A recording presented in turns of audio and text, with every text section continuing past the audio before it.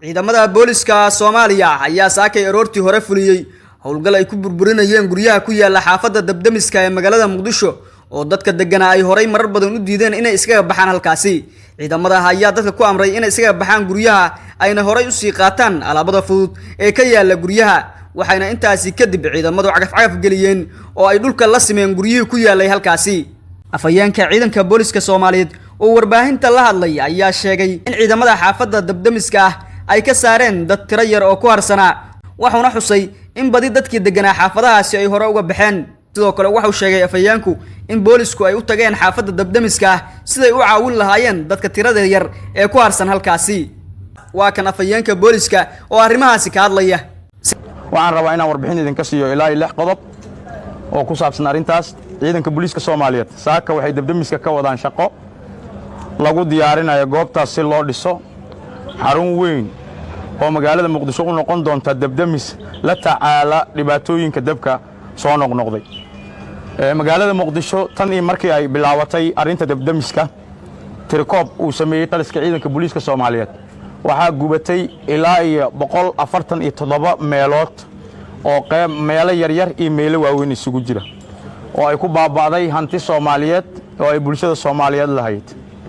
marka si taal loola tacaalo ciidanka booliska Soomaaliyeed saaka shaqo diyaarin goobtii ay wadaan ayagoo kaashanaya odayaasha dhaqanka, indheergaradka iyo bulshadii goobtaas deganeed oo aan mahad celin kale laaba siinayno anoo ka wakiila taliska ciidanka booliska Soomaaliyeed.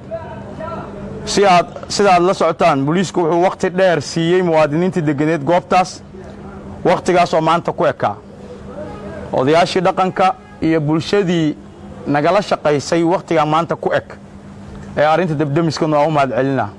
waa dad ku dayasho mudan odayaashii dhaqanka iyo dhalinyaradii ka shaqaysay arrinkan.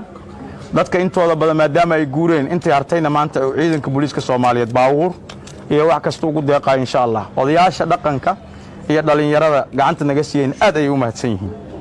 waxaan kaloo u mahad celinaynaa muwaadiniinta halka deganaa oo intooda badan arrinkaas u hoggaansamay oo ay ku mahadsan yihiin. anoo rabna inaan u mahad celino bulshada Soomaaliyeed ay ku dayato dadka degan Dabdamiska oo garowsaday in baahidaanu ay tahay baahi taagan oo loo baahan yahay in ummadda Soomaaliyeed loogu adeego goobtii oo qaarkood ayaga si isxilqaana u guuray goobtii ugu guuray muddo horeba ka guuray kuwii u dambeeyayna shalay iyo darad ay ka guureen inta hartayna maanta uu booliska gacan siinayo oo ay wada shaqaynayaan bulshadii ciidanka booliska Soomaaliyeed.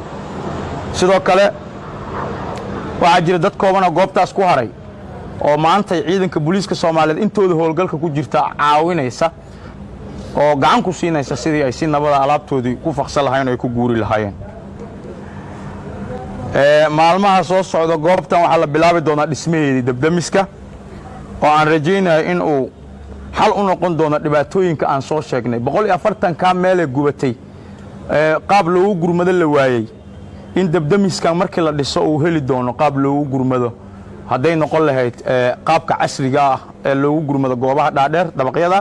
kastaba ahaatee booliska Soomaaliya ayaa marar badan horay ugu amray dadka degan xaafadaasi inay iskaga guuraan halkaasi, hase yeeshee dadka degan xaafadan ayaa amarkaasi iska diiday waxayna sheegeen in ay dagaalamayaan ayna ku dhimanayaan guryahooda.